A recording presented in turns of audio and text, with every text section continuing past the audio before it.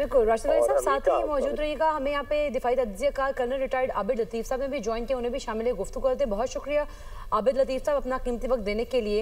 ये जो security forces की जानिब से खैबर पख्तूनख्वा में 3 अलग अलग कार्रवाइयाँ की गई हैं, आप ओवरऑल इन कार्रवाइयों को किस तरह से देखते हैं और पाक फौज की जानिब से जो ऑपरेशन किए जा रहे हैं इनके ऊपर क्या कॉमेंट करेंगे? जी बहुत शुक्रिया मुझे लाइन पे लेने के लिए।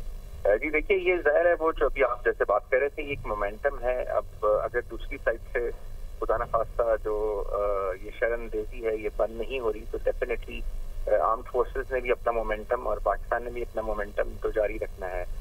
तो ये उसी की एक कड़ी है जो कि इंटेलिजेंस बेस्ड ऑपरेशन जो हैं किए जाते हैं, फिर even human intelligence, satellite intelligence, सब चीज़ें जो भी जिस तरह से भी इंफॉर्मेशन और इंटेलिजेंस को लेट हो सकती है उसकी बेस पे ये किए जाते हैं। और अब इनका जो दायरा कार है वो बॉर्डर के साथ एरियाज में तो हो ही रहे हैं, और अब जो थोड़े से सेटल्ड एरियाज हैं उनकी तरफ भी ये, जैसे आप कोहाट का एरिया देखिए, आप पन्नू का एरिया देखें, आप खुरम एजेंसी में पहले भी हो रहे थे, लेकिन उसकी जो ईस्टर्न टिप है जो कि पाकिस्तान की जो बेस है, जो अफगानिस्तान के अंदर जब आप जाते हैं तीनों साइड से सराउंडिंग, तो उस इलाके में अब ज्यादा ऑपरेशन हो रहे हैं।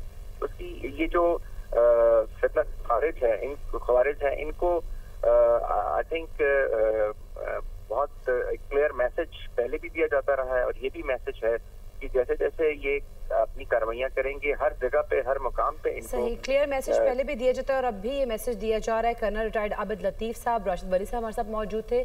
बहुत शुक्रिया आप दोनों का।